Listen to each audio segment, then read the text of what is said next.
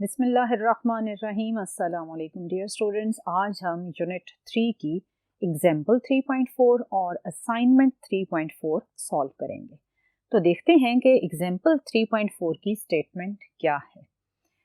इसकी स्टेटमेंट में आपको गिवन है a cricket ball of mass 0.163 kg has an initial velocity of -36 metre पर second as it approaches a bat. पहले इतनी लाइन को समझें। इसमें यह कहा गया कि एक बॉल जिसका मैस आपको गिवन है और वो जिस वेलोसिटी के साथ चल रही है वो भी आपको गिवन है, यानी mass and velocity of the ball are given. अब ये बॉल इस वेलोसिटी के साथ मूव करते हुए बैट को अप्रोच करती है, यानी अभी ये बैट को हिट नहीं कर रही और ये मूव कर रही है ball with velocity of -36 metre पर सेकेंड। फिर कहा गया जी नेक्स्ट है the batsman hits the ball hard and the ball moves away from the bat with velocity of 47 metre पर सेकेंड। अगर बॉल इस वेलोसिटी के साथ मूव करते हुए बैट को हिट करती है तो बैट के साथ कोलाइड या हिट करने के बाद वो मूव करती है विद वेलोसिटी ऑफ 47 मीटर पर सेकेंड। यानी ये हो गई आपके पास बॉल की इनिशियल वेलोसिटी और ये हो गई बॉल की फाइनल वेलोसिटी और ये है आपके पास मास ऑफ द बॉल। अब आपसे कहा गया कि क्योंकि ये एक ऐसा कोलिजन है जिसे आप इम्पल्स के अंदर कंसिडर करते हैं, यानी एक छोटे से टाइम इंटरवल में एक ह्यूज फोर्स बॉल पर अप्लाई हो जाती है और ये सिचुएशन इम्पल्स वाली सिचुएशन होती है। आपसे कहा गया determine the impulse applied to the ball by the bat, यानी बैट ने बॉल पर कितनी इम्पल्स अप्लाई की, एक तो ये कैलकुलेट करें। फिर आपसे कहा गया assume that the time of contact is 1.6 millisecond. इस टाइम ऑफ कॉन्टैक्ट का मतलब ये है कि जब बॉल बैट को हिट करती है तो जो इंस्टेंट जिस इंस्टेंट के लिए बैट और बॉल इन कॉन्टैक्ट रहते हैं वो इंस्टेंट या वो टाइम इंटरवल है 1.6 मिली सेकेंड का। अगर इतने सेकेंड्स के लिए बॉल बैट के साथ इन कांटेक्ट रहती है तो आप बताएं कि बैट ने बॉल पर एवरेज फोर्स कितनी एक्सर्ट की। यानी दो आपके पास अननोन वैल्यूज हैं, एक है इम्पल्स और दूसरा है एवरेज फोर्स। अब अगर आप इस क्वेश्चन के डाटा को नोट डाउन करें तो आपके पास डाटा में 4 वैल्यूज गिवन है, मास ऑफ द बॉल और इनिशियल वेलोसिटी, फिर आपको टाइम ऑफ कांटेक्ट गिवन था। इसमें आपने ध्यान रखना है कि मिली सेकेंड को आपने चेंज कर लेना है। 1.6 मिली का मतलब होता है 1000 से डिवाइड करना, तो वो बन जाएगा 10⁻³ सेकेंड। और final velocity after colliding with the bat है 47 मीटर पर सेकेंड। इन डेटा वैल्यूज को यूज करना है आपने और इम्पल्स कैलकुलेट करना है, एवरेज फोर्स कैलकुलेट करना है। इम्पल्स का सिंबल आप कैपिटल आई भी यूज कर सकते हैं, लेकिन आपकी बुक में जे गिवन है so I am using the repeat करूंगी, so I am using that symbol. Average force और इम्पल्स, पहले हम इम्पल्स कैलकुलेट करते हैं। इम्पल्स का आपको मालूम है कि जो फार्मूला होता है वो होता है जी चेंज ऑफ मोमेंटम, यानी जितना उस बॉल में चेंज इन मोमेंटम आएगा वो ऑब्वियसली इम्पल्स के इक्वल होगा। और चेंज ऑफ मोमेंटम क्या होता है? चेंज ऑफ मोमेंटम होता है जी final momentum minus initial momentum. आपको फाइनल वेलोसिटी गिवन है, इनिशियल वेलोसिटी भी गिवन है, मास भी गिवन है, सो बिल्कुल कोई भी प्रॉब्लम नहीं होगी और आप बड़े आराम से इम्पल्स की वैल्यू कैलकुलेट कर लेंगे। मास कितना है जी? मास गिवन है आपको 0.163, बल्कि अगर आप इसमें से मास को कॉमन ले लेते हैं बाहर और आप अंदर सिंपली VF माइनस VI लिखते हैं तो ज़्यादा आसानी के साथ आप इसे सॉल्व कर लेंगे। VI माइनस में है सो यहाँ पर भी माइनस का साइन है, तो आप केयरफुली पुट करें, वरना ये अगर आप इसे प्लस में नहीं लिखेंगे तो आपका आंसर रॉन्ग आएगा। यहाँ पर इस पूरे फैक्टर को आप सॉल्व करेंगे तो you will get 13.6 newton second. So ये आपके पास फर्स्ट जो अननोन था दैट वाज इम्पल्स, उसकी वैल्यू आपने कैलकुलेट कर ली, that is MVF minus MVI। इस फार्मूला से कैलकुलेट किया और उसका आंसर है 13.6 न्यूटन सेकेंड। कि बिल्कुल मुश्किल नहीं है, बड़े आराम से कैलकुलेट हो जाता है। फिर आपने कैलकुलेट करना है एवरेज फोर्स। एवरेज फोर्स और इम्पल्स का एक फार्मूला है जी, और वो फार्मूला है impulse is equal to F average into delta T. इसमें आपने एवरेज फोर्स कैलकुलेट करने के लिए इसको रीअरेंज किया तो F average is equal to I divided by क्या हो जाएगा, डेल्टा टी।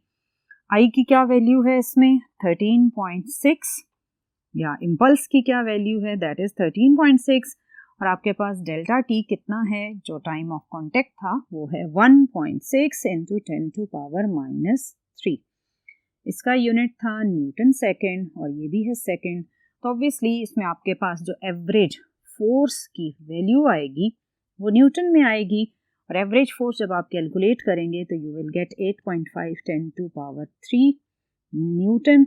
अगर आप इसे पावर के बगैर लिखेंगे तो you will gate 8500 Newton.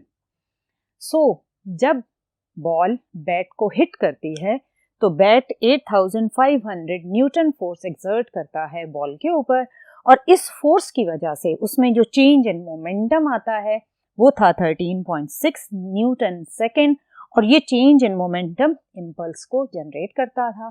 So impulse की वैल्यू भी थी 13.6 न्यूटन सेकेंड। ये था आज का फर्स्ट न्यूमेरिकल। अब मूव करते हैं नेक्स्ट बोर्ड पर और देखते हैं कि असाइनमेंट नंबर 3.4 की स्टेटमेंट क्या है। जी डियर स्टूडेंट, असाइनमेंट नंबर 3.4 भी impulse, average force, change in momentum इन्हीं पैरामीटर से रिलेटेड है। स्टेटमेंट देखते हैं जी। स्टेटमेंट कुछ इस तरह से है, a girl of mass 48 kg is rescued from a building fire. यानी बिल्डिंग में आग लग गई है और उस बिल्डिंग में एक गर्ल है जिसका मैस है 48 kg और इसको रेस्क्यू करना है। रेस्क्यू करने के लिए क्या किया गया जी, नेक्स्ट पार्ट है by leaping into a firefighter's net. यानी उस बच्ची ने उस बिल्डिंग से छलांग लगा दी, किसके ऊपर, फायर फाइटर्स नेट के ऊपर। ऑब्वियसली नीचे एक नेट बिछाया गया और बच्ची को ये कहा गया कि इसके अंदर जंप कर जाओ। अब जब उसने जंप किया तो जिस विंडो से उसने जंप किया उसका डाटा कुछ इस तरह से है, the window from which she left was 12 metre above the net. कितनी हाइट पर थी वो विंडो, वो उस नेट से विंडो 12 मीटर की हाइट पर थी। अब नेक्स्ट ये कहा गया, she lands in the net so that she is brought to a complete stop in 0.45 seconds. इतने पार्ट का ये मतलब है कि जब उसने 12 मीटर हाइट से जंप किया, नेट पर आई, तो नेट ऑब्वियसली जब उसने, रिपीट करूंगी, जब ऑब्वियसली उसने लैंड किया तो नेट में मूवमेंट आएगी, लेकिन कितनी देर के लिए, 0.45 सेकेंड्स के बाद वो नेट या वो बच्ची दोनों कंप्लीट रेस्ट पर आ गए। आपने इस टाइम इंटरवल 0.45 सेकेंड के शॉर्ट टाइम इंटरवल के अंदर ये बताना है कि जब गर्ल ने उस नेट को हिट किया तो what is her change in momentum, यानी उस गर्ल का जो चेंज इन मोमेंटम आया कितना आया। फिर पार्ट बी में आपने ये बताना है कि जब गर्ल ने नेट को हिट किया तो इस हिटिंग या कोलिजन के प्रोसेस में इंपल्स ऑन नेट कितना था, और साथ ही आपने ये बताना है कि what is the average force on the net due to the girl, यानी गर्ल का जो मैस या वेट था उसकी वजह से जब उसने नेट के ऊपर लैंड किया तो टोटल या एवरेज फोर्स कितनी एक्सर्ट हुई। यानी 3 अननोन वेरिएबल्स हैं। एक आपने कैलकुलेट करना है change in momentum for the girl, फिर आपने impulse on the net due to the girl and average force on the net due to the girl. ये 3 अननोन वेरिएबल्स हैं।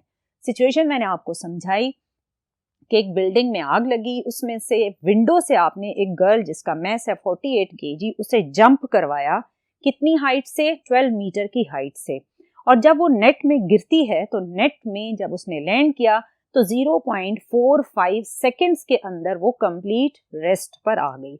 इस सिचुएशन में आपने ये 3 अननोन वेरिएबल्स कैलकुलेट करने हैं। तो आपने डाटा नोट किया, mass of the girl is 48 kg, क्योंकि वो इनिशियली जब बिल्डिंग में खड़ी थी विंडो के पास तो वो रेस्ट पर थी, तो उसकी इनिशियल वेलोसिटी थी 0 मीटर पर सेकेंड। जो उसने हाइट या डिस्टेंस कवर किया वो है 12 मीटर, जब वो लैंड हुई तो कितने टाइम इंटरवल को आपने टाइम ऑफ कांटेक्ट कहा, वो है 0.45 सेकेंड्स। और ऑब्वियसली वो एयर में नीचे आ रही है तो ग्रेविटेशनल एक्सेलरेशन 9.8 मीटर पर सेकेंड स्क्वायर आप यूज करेंगे। अननोन वेरिएबल्स थे change in momentum of the girl, impulse on the net and average force on the net. ये 3 चीजें आपने कैलकुलेट करनी है। पार्ट ए में जब आपने चेंज इन मोमेंटम कैलकुलेट करना है तो आपको मालूम है कि चेंज इन मोमेंटम का फार्मूला होता है final momentum minus initial momentum. So final momentum को कैलकुलेट करने के लिए आपको फाइनल वेलोसिटी चाहिए, जबकि इस डाटा में आपको फाइनल वेलोसिटी कहीं पर भी गिवन नहीं है।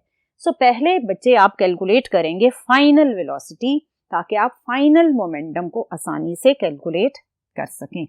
So final velocity VF calculate करने के लिए हम जो इक्वेशन यूज करेंगे वो है 2AS = VF² minus VI square.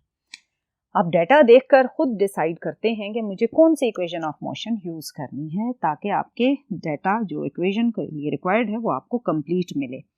अब इसमें हमें सारी डाटा वैल्यूज गिवन हैं और आप बड़े आराम से फाइनल वेलोसिटी कैलकुलेट कर सकते हैं। एक्सेलरेशन है 9.8, डिस्टेंस था 12 मीटर, फाइनल वेलोसिटी आपने कैलकुलेट करनी है जबकि इनिशियल वेलोसिटी है 0। ठीक है जी। अब यहाँ से आपने सिंपली फाइनल वेलोसिटी जब कैलकुलेट की तो आपके पास आंसर आया 15.3 मीटर पर सेकेंड। ये जो 3 फैक्टर्स हैं 12, 9.82, इन्हें आप मल्टीप्लाई करेंगे और उसके बाद क्योंकि VF² है तो आप इसका रूट लेंगे, then you will get final velocity 15.3 metre पर सेकेंड। अब इस फाइनल वेलोसिटी को आप यूज करें और आप आराम से कैलकुलेट कर लेंगे डेल्टा P। सो अब हम क्या कैलकुलेट करेंगे जी, अब हम पार्ट ए में डेल्टा P जो कि इक्वल है mVF माइनस mVI। इसमें आप अगेन अगर मोमेंटम को कॉमन ले लें तो इट विल बी इजियर। ये हो गया। इसमें अब आप गर्ल का मैस था 48 kg, फाइनल वेलोसिटी अभी आपने कैलकुलेट की, that velocity is 15.3। Initially she was at rest, initial velocity क्या हो गई जी 0। सो जब आप यहाँ से डेल्टा P कैलकुलेट करेंगे तो it will be 734.4 newton second, या आपको अगर ये भूल जाए तो सिंपल kg मीटर पर सेकेंड। सो ये है आपके पास change in momentum of the girl की वैल्यू। ये तो हो गया पार्ट ए। अब हम पार्ट बी में इम्पल्स और सी में एवरेज फोर्स कैलकुलेट करेंगे। इन दो को कैलकुलेट करने के लिए हम मूव करते हैं नेक्स्ट बोर्ड पर।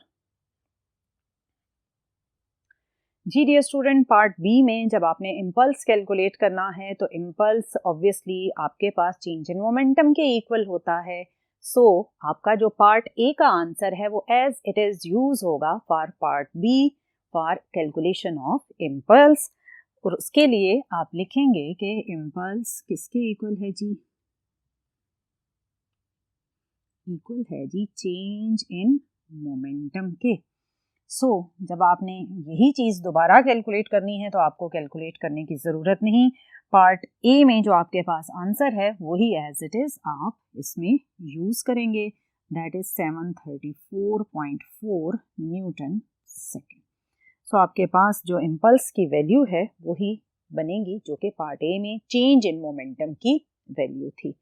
अब पार्ट सी में आपने कैलकुलेट करना है average force. Average force, impulse और टाइम की जो इक्वेशन है वो कुछ इस तरह से है कि impulse is equal to average force और ये होता है टाइम ऑफ कांटेक्ट, यानी जितने टाइम इंटरवल के लिए गर्ल और नेट आपस में इन कांटेक्ट रहे।